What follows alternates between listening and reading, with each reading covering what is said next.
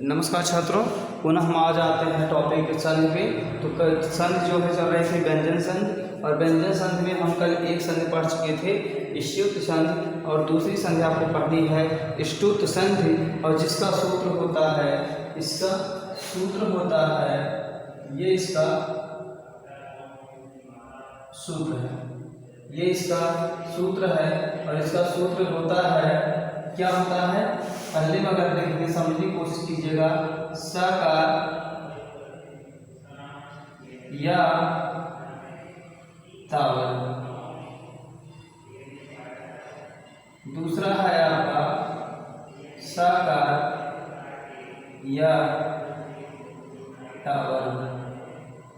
कहने का मतलब यह हुआ, किसी भी शब्द में जब शब्दों को हम संधि विच्छेद करेंगे तो पहले शब्द के अंत में अगर स आता है, उसकी समाप्ति स से होती है, तो उसको हम जब संधि विच्छेद करेंगे तो उसको हम मूर्धा सा में चेंज करेंगे, यानी कि ये मूर्धा सा में हम बदल देंगे। आप देख सकते हैं जैसे रामष्ठा है, किसी भी शब्द का अगर जो है शब्दों को तोड़ेंगे, अब हमने बताया था संधि में दो शब्द बनेंगे, पहले शब्द के अंत वाले शब्द को देखेंगे और दूसरे शब्द के पहले वाले शब्द को देखेंगे। तो वही कह रहा है कि पहले शब्द के अंतिम शब्द जब सा से समाप्त होता है, यानी कि पहले शब्द का अंतिम वर्ण जब सा होगा तो उस सा वर्ण को हम मूर्धा सा में बदल देंगे। और फिर कह रहा है, अगर पहले शब्द का अंतिम वर्ण ता वर्ग होगा, ता वर्ग होगा, यानी कि ता, था, दा, ध, न, इन चारों में पांचों में से कोई भी हो सकता है।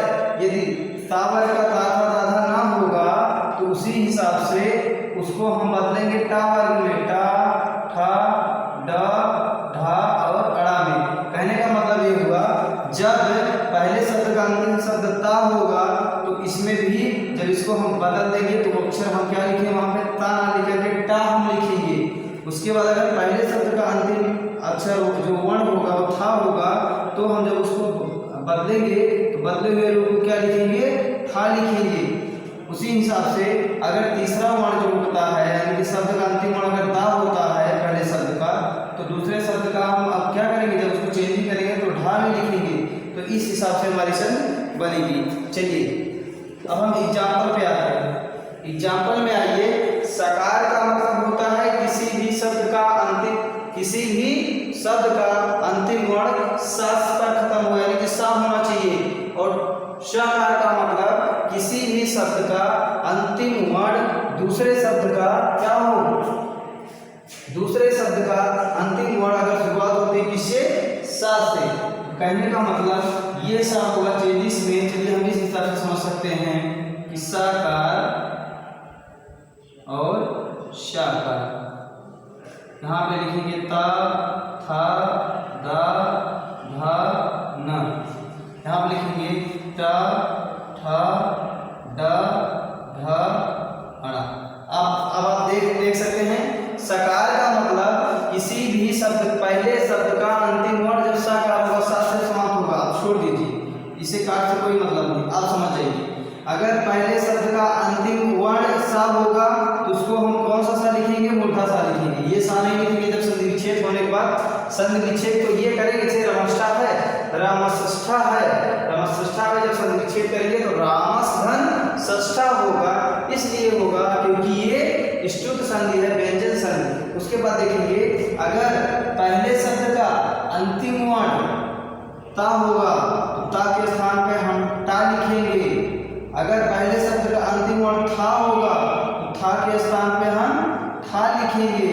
अगर पहले शब्द का अंतिम वर्ण दा होगा तो यहाँ पे हम ढा लिखेंगे। अगर धा होगा तब ढा लिखेंगे, और ना होगा तब अड़ा लिखेंगे। ये इस हिसाब से बदलेगा। चलिए हम एग्जाम्पल पे आते हैं।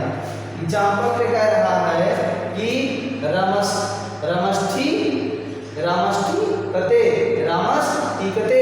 लेकिन रामष्ठी कते का अगर हम वो करेंगे, संधि विच्छेद करेंगे, तो करेंगे सबसे पहले रामस, क्या करेंगे, रामस धन टीकते, रामस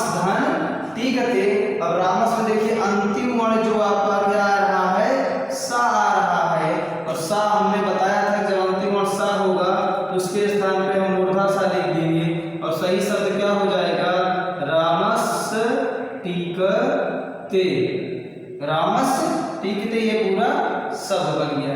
उसके हिसाब से आइए दूसरा है रामस षष्ठः। रामस षष्ठः में अगर संविच्छेद करिए, संविच्छेद करेंगे क्या लिखेंगे, रामस धन षष्ठः। अब देखिए रामस धन षष्ठः और रामस धन षष्ठः में क्या करेंगे, हमने बताया था जब ये सा आ जाएगा तो उसको हम मूर्धा सा में बदलेंगे। तो राम पूरा लिखिए और इसके स्थान पे हम ये सा लिखेंगे, तो लिख लिए क्योंकि ये हलंत में है इसलिए हम यहाँ क्या लिखेंगे, आधा सा लिखेंगे, सा पूरा है, उसके बाद ये वाला पूरा षष्ठः लिख लेंगे। बात समझ में आ रही होगी। दूसरी आ जाइए, पेस्था लिखा है, पेस्ता पेस्ता पेस्ता का हम विच्छेद कीजिए, पेस्ता तो पेश धन ता, पेश धन ता। अब देखिए इसकी समाप्ति किससे हो रही है, सा से हो रही है। तो जाहिर सी बात है अगर इसकी समाप्ति सा से हो रही है तो सा के स्थान पे हम क्या लिख सकते हैं, सा के स्थान पे हम लिखेंगे पेश त। ठीक है। उसके बाद आइए तत् धन टिका है, तटिका है। अब आप देख लीजिए लास्ट का वर्ण ता है। अब हमने बताया था जब लास्ट का वर्ण ता होगा तो ये अपने द्वितीय वर्ग में यानी कि ये टा वर्ग में बदल जाएगा और ता के स्थान पे क्या हो जाएगा, टा हो जाएगा। तो यहाँ पे देख लीजिए एक टा लग गया क्योंकि ये हलंत में है ता, तो आधा टा हम लगाएंगे। उसके बाद दिया है चक्रीन ढोक से, चक्रीन ढक से। उसके बाद देखिए लिखा है क्या करें संविच्छेद, चक्रीन ना आया अंतिम वर्ण ना आ रहा, इसको हम अड़ा में चेंज करेंगे और अड़ा में क्या करेंगे, दीर्घ से जोड़ेंगे। तो चक्रीन यहाँ पे देखिए आधा ना है तो आधा अड़ा लिखेंगे, बाकी ढक से पूरा लिख सकते हैं। तो इस प्रकार से स्तुत शब्द को बहुत ही आसानी से समझा जा सकता है। कहने का मतलब ये हुआ कि ये आपका अगर ये साकार है तो ये अपने मूर्धा साकार में बदलेगा, ता होगा अंतिम वर्ण तो टा हो जाएगा, था होगा